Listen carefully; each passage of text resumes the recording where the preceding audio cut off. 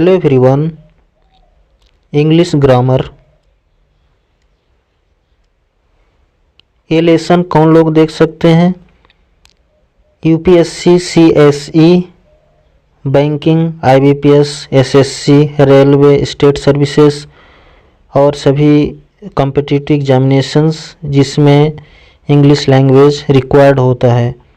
इसके अलावा school going children जो हैं ये लेसन देख सकते हैं, और एवरीबॉडी जो इंग्लिश लैंग्वेज को इम्प्रूव करना चाहता है। ओके, नेक्स्ट ये लेसन 2 है। लेसन 1 में हमने अ एंड अन ये इंडेफिनिट आर्टिकल दोनों का अध्ययन किए थे। इस लेसन में द डेफिनिट आर्टिकल 2 टाइप के होते हैं, डेफिनिट और इंडेफिनिट। तो इस लेसन में हम definite article that is the, ये द का उपयोग करना सीखेंगे, कैसे यूज करते हैं इसको, इसके रूल्स एग्जाम्पल के साथ क्लियर करेंगे। और इसमें कितने रूल्स हैं? 16 रूल्स इसमें पढ़ेंगे, ठीक है। और प्रोनाउंसिएशन द का उच्चारण कैसे करना है वो भी देखेंगे। ओके, THE का उच्चारण कैसे होना चाहिए? तो वोवेल साउंड के पहले इसका उच्चारण दी होगा, जैसे the apple, the elephant, the ink pot, the orange. लेकिन दी यूनिवर्सिटी नहीं होगा। इसे हम कैसे पढ़ेंगे? द यूनिवर्सिटी, क्योंकि यू एक कंसोनेंट साउंड है। यू यूनिवर्सिटी में कंसोनेंट साउंड आ रहा है, ठीक है। अगर ये साउंड कैसे क्लियर करें, कैसे आइडेंटिफाई करें, इसके लिए आप लेसन 1 देखें, ठीक है। नेक्स्ट, अगर कंसोनेंट साउंड आ रहा है, किसी वर्ड में कंसोनेंट साउंड आ रहा है, तो हमें द THE का उच्चारण द करेंगे। The bat, the cat, the dog, the frog, the girl, the horse, the jug. The नहीं बोलेंगे, ठीक है। The kite, the lion, the mango, the night, the pig, the queen, the rose, the sun, the time, ठीक है। The van, the watch, the xenon, ठीक है। You के साथ तो द नहीं लगेगा। द जिगजैग, तो जिसमें भी कंसोनेंट, जिस वर्ड में कंसोनेंट साउंड है उसमें THE का उच्चारण द होगा। क्लियर? नेक्स्ट, अब हम रूल्स कौन कौन से हैं द का एप्लीकेशन के लिए ये क्लियर करेंगे। रूल नंबर 1, डिफिनिट पर्सन और थिंग, कोई निश्चित वस्तु या व्यक्ति के पहले। यहाँ पे कुछ सेंटेंस लिखे हुए हैं। This is a pen I purchased yesterday, ये वह पेन है जिसे मैंने कल खरीदा था। This is a pen I purchased yesterday, तो यहाँ पे ये सेंटेंस गलत है। दूसरा लिखा है this is the pen I purchased yesterday, यहाँ पे द पेन का उपयोग हुआ है, यहाँ पे ए पेन।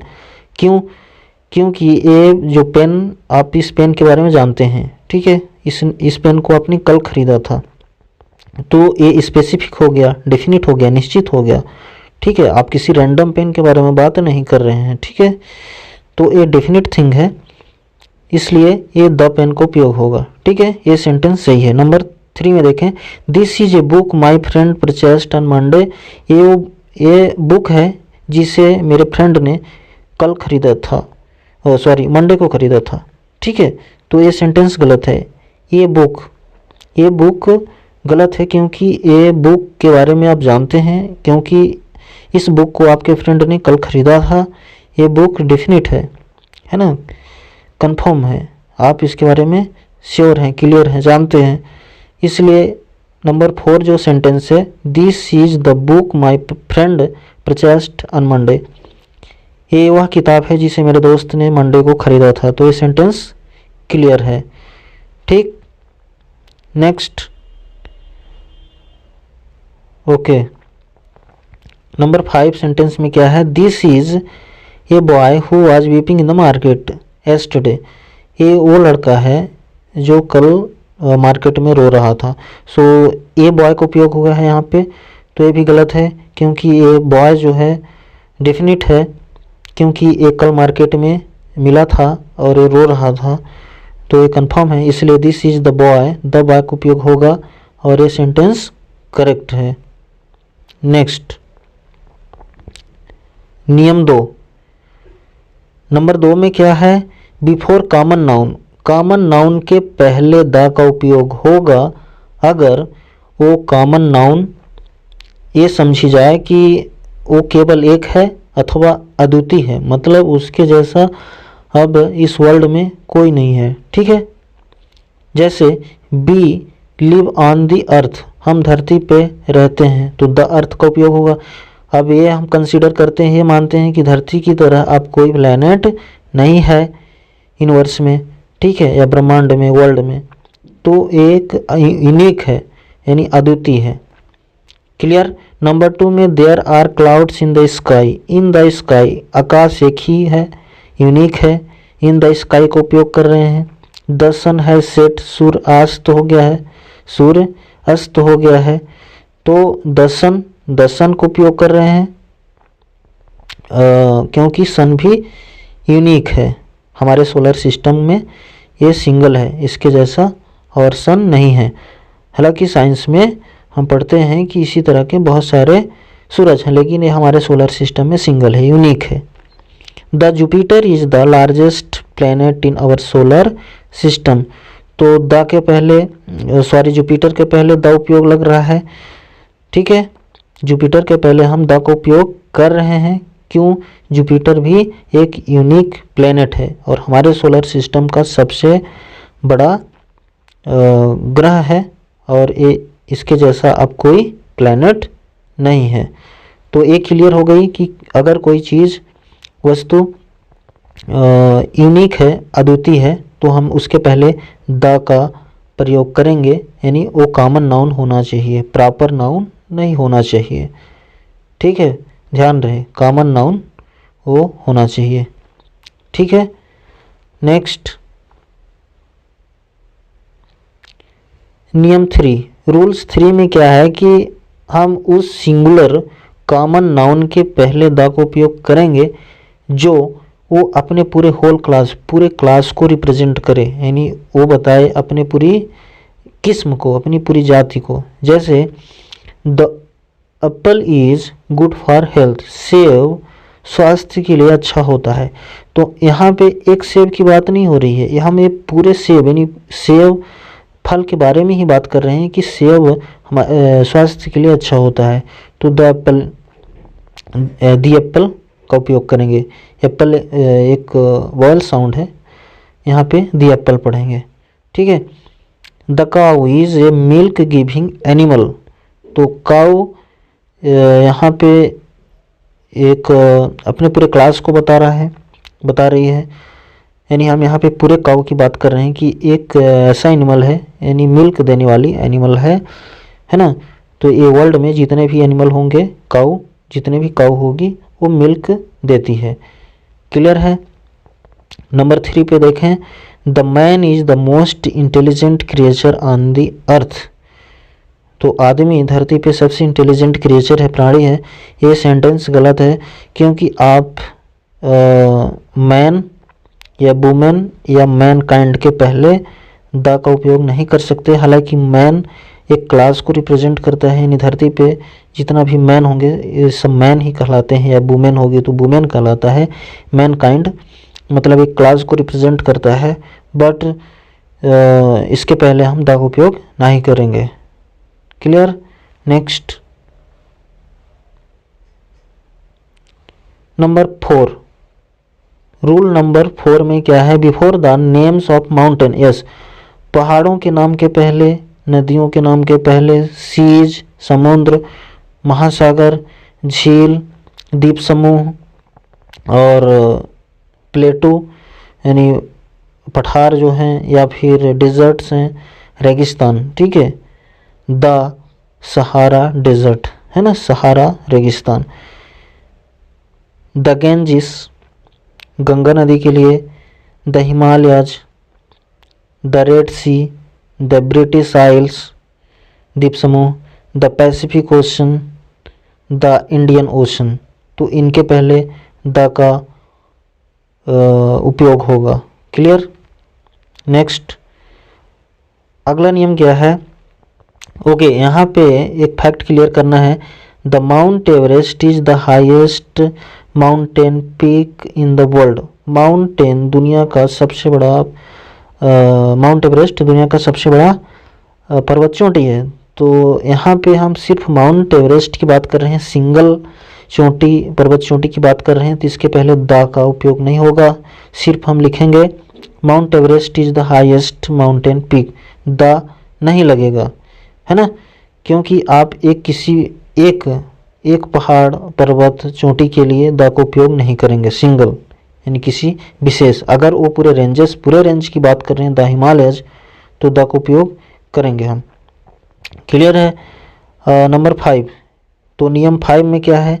हम किताबों के नाम के पहले, है ना, टेक्स्ट जो ग्रंथ हैं, धार्मिक ग्रंथ, न्यूज़पेपर के पहले, एपिक्स महाकाव्य वगैरह, इनके पहले हम द का उपयोग करेंगे। जैसे द इलियड, द वेदास, ठीक है, द गुलिवर्स ट्रेवल्स, गुलिवर की एक किताब है, द रामायण। ठीक है। Next okay, the Gita, the Hindu newspaper है, the Times of India, the Indian Express, the Hindustan Times, the Wire, the Bright Post, ये पूरे न्यूज़पेपर हैं। ठीक है, तो न्यूज़पेपर के नाम के पहले भी हम द का उपयोग करते हैं। क्लियर। ओके, यहाँ पे कुछ और फैक्ट क्लियर करते हैं। द तुलसीज रामचरितमानस, ठीक है, एक हो गया। और the Shakespeare's Tempest, the Valmiki's Ramayan. तो यहाँ पे क्या लिखा हुआ है कि इसका मतलब है नंबर 1 सेंटेंस में जो है, यानी तुलसी का रामचरितमानस, और इसमें दूसरे में है शेक्सपियर का टेम्पेस्ट और वाल्मीकि का Ramayan.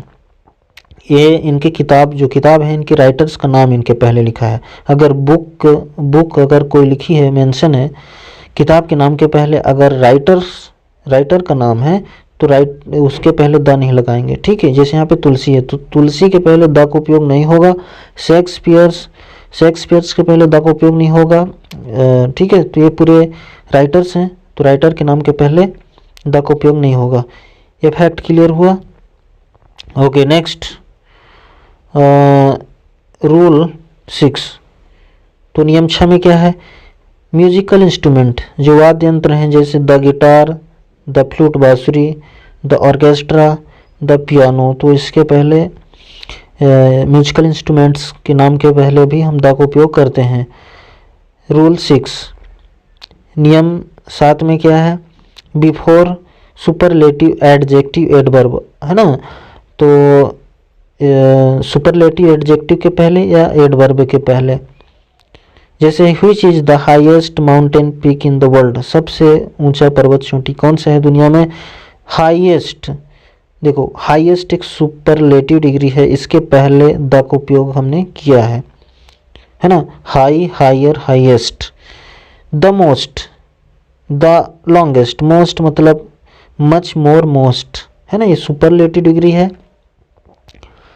The longest, long, longer, longest. Clear है। Next the best, good, better, best, good, better, best, superlative degree है। Rameshwar is the tallest boy in the class, Rameshwar class में सबसे लंबा बॉय है। यहाँ पे टैलेस्ट के पहले द का उपयोग करेंगे। जैसे टॉल, taller, tallest। नियम 8 में बिफोर प्रॉपर नाउन के पहले द का उपयोग होगा जिसके पहले एक क्वालिफाइंग एडजेक्टिव आई हो। ठीक है, जैसे द ब्रेव राणा प्रताप। हालांकि केवल अगर राणा प्रताप होता तो हम द नहीं लगा सकते थे, लेकिन इसके पहले एक क्वालिफाइंग है ना एडजेक्टिव आ गई, इसकी क्वालिटी बताने वाली एडजेक्टिव आ गई, विशेषण आ गया कि राणा प्रताप कैसे थे, बहादुर। तो हम लिखेंगे the brave Rana Pratap. The का उपयोग हो सकता है, हो जाता है। ठीक है, ब्रेव लग गया क्वालिफाइंग एडजेक्टिव आने के कारण, ये द का उपयोग हो रहा है। The late mister Rajiv Gandhi. ठीक है, राजीव गांधी के पहले द नहीं लगा सकते, लेकिन लेट इसमें लग गया है। Okay, the late Mrs Indira Gandhi, the great Humayun, the great सेजा। ठीक है, तो ये क्लियर हो गया कि अगर क्वालिफाइंग एडजेक्टिव आ गई है प्रॉपर नाउन के पहले, है ना, राणा प्रताप, राजीव गांधी प्रॉपर नाउन है, इनके पहले क्वालिफाइंग एडजेक्टिव आ गई है, आने के कारण इनके पहले द लग रहा है। क्लियर है। नेक्स्ट नंबर 9, ये रूल क्या है कि कॉमन नाउन के पहले हम द का उपयोग करेंगे अगर उस कॉमन नाउन का उपयोग किसी एब्स्ट्रैक्ट नाउन के सेंस में हुआ है, यानी वो एब्स्ट्रैक्ट नाउन का बोध कराता हो, है ना। जैसे the mother in her made her emotional, यानी कोई व्यक्ति है, कोई वुमेन है, जैसे उसके अंदर यहाँ पे कहा जा रहा है कि जो उसके अंदर मदर है ना, मदर की क्वालिटी है, उसके कारण वो उसने इमोशनल हो गई। ठीक है, the mother in her made her emotional, उसके अंदर की जो माता है उसे इमोशनल बना दिया। ठीक है, द वॉरियर इन हिम, उसके अंदर का जो वॉरियर है यानी कि वीर है, उसे उसके मॉरल को ऊंचा रखता है, उसकी इच्छा शक्ति को ऊंचा रखता है। द फादर इन हिम, उसके अंदर का जो पिता है, kept his mental stability strong, उसकी मानसिक स्थिरता को मजबूत रखता है। क्लियर है। रूल 10 में क्या है, एडजेक्टिव के पहले द का उपयोग करेंगे।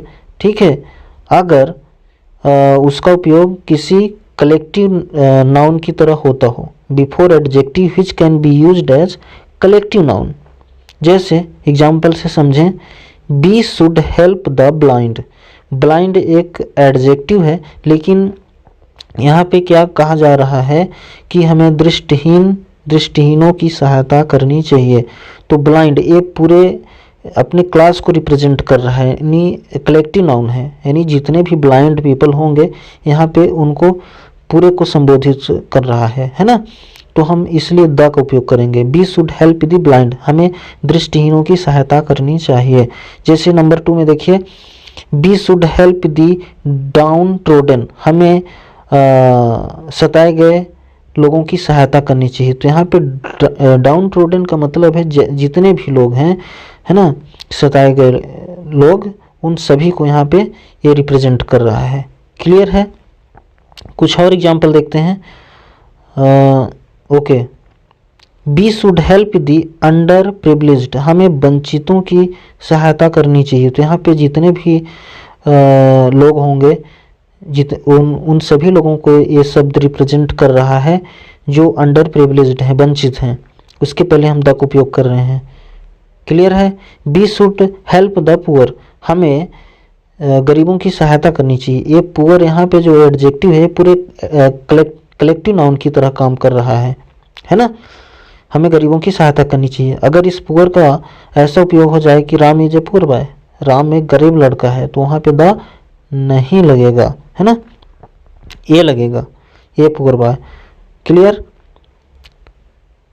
रूल 11, तो इस नियम में क्या है, बिफोर डबल कंपैरेटिव एडवर्ब, तो डबल कंपैरेटिव एडवर्ब के पहले द का उपयोग होगा। जैसे the more you read, the more you learn. जैसे इसका मतलब है जितना पढ़ोगे उतना सीखोगे। The more he thinks the more he does, वो जितना सोचता है ना, जितना ज़्यादा सोचता है उतना ज़्यादा करता है। द मोर ही गेट्स, वो जितना हासिल करता है, द मोर ही डिजायर, उतना ही इच्छा रखता है, इच्छा करता है। द मोर यू चीट्स, तुम ज़्यादा चीट्स करोगे, है ना, तुम जितना चीट्स करोगे, the more bad Fortune you get, उतने खराब दिन तुम्हें मिलेंगे। तो इस तरह डबल कंपैरेटिव एडवर्ब के पहले भी द का प्रयोग होता है। ध्यान रहे ये इसमें यहाँ पे भी द का उपयोग होगा, यहाँ पे भी, है ना। मोर के पहले, ये डबल कंपैरेटिव हैं, इनके पहले द का उपयोग होता है। आगे चलें। Rule number 12, before proper adjective, proper adjective के पहले द का उपयोग होगा अगर उसका उपयोग किसी आदमी या नेशन के सेंस में हुआ है। जैसे एग्जाम्पल से समझें, the German are very intelligent, German लोग बहुत इंटेलिजेंट हैं। तो यहाँ पे जर्मन का मतलब है एक भाषा, लेकिन यहाँ जर्मन भाषा की तरह नहीं, ये यहाँ पे लोगों को दर्शा रहा है ना। जैसे the German are very intelligent, German लोग बहुत इंटेलिजेंट होते हैं, है ना। जैसे रमेश जर्मन बोलता है, अगर मैं कहूँ तो रमेश स्पीक्स जर्मन, तो वहाँ पे जर्मन लैंग्वेज हो जाती है। लेकिन अगर कोई प्रॉपर एडजेक्टिव है और उसका उपयोग किसी आदमी या किसी राष्ट्र को संबोधित करता है, उसके सेंस में हुआ है, तो उसके पहले द का उपयोग करेंगे। The English are good looking, यहाँ पे इंग्लिश भाषा से मतलब नहीं है, यहाँ पे द लग गया तो इसका मतलब हो गया कि द इंग्लिश, जो अंग्रेज हैं, वो गुड लुकिंग हैं, अच्छे दिखते हैं। नंबर 3 में the French are fashionable, French लोग फैशनेबल होते हैं, ठीक है। द पंजाबी आर सरदार्स, ठीक है।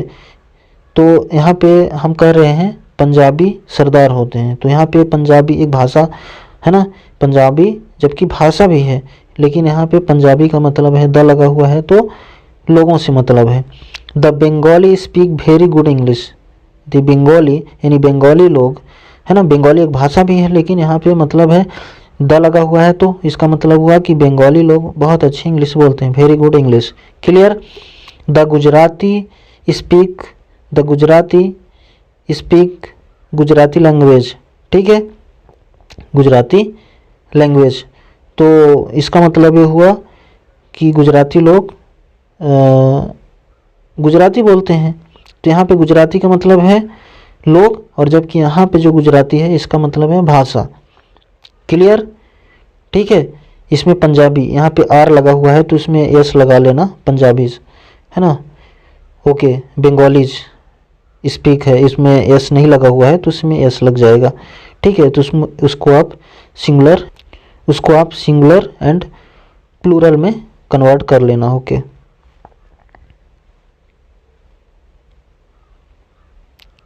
रूल 13 में क्या रूल है? देखो, अगर किसी नाउन को सुपरलेटिव का प्रभाव देना है तो उसको हम उसके पहले द लगाते हैं। जैसे Ramesh is the student of the year, the student of the year मतलब रमेश को हमने सुपरलेटिव बना दिया कि ये इस साल का सबसे अच्छा स्टूडेंट है, the student of the year है तो द लगा दिए। नंबर 2 में देखिए, he is the historian of this period, ये इस पीरियड का हिस्टोरियन है, इतिहासकार है, तो मतलब इस पीरियड का ये सबसे बड़ा इतिहासकार हो गया, ठीक है ना, द लगा दिए। तो हम इसे सबसे बड़ा हो गया तो मतलब सुपरलेटिव इसको प्रभाव मिल रहा है, तो द लगा के हम सुपरलेटिव किसी नाउन को सुपरलेटिव प्रभाव दे देते हैं। क्लियर है। 14 नियम 14 में क्या है?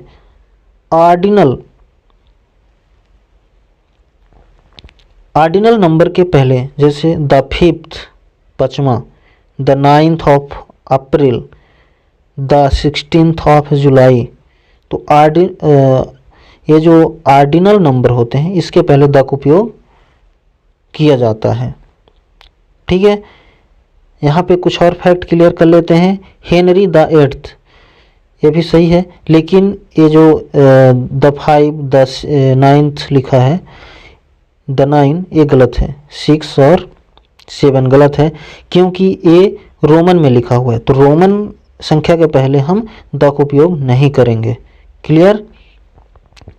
15, तो रूल नंबर 15 में बिफोर प्रोफेशन, व्यवसाय के पहले द का उपयोग करेंगे। जैसे Ramesh has gone to the navy, navy के पहले द लगा है, यानी रमेश नेवी ज्वाइन कर लिया है, नेवी में चला गया है।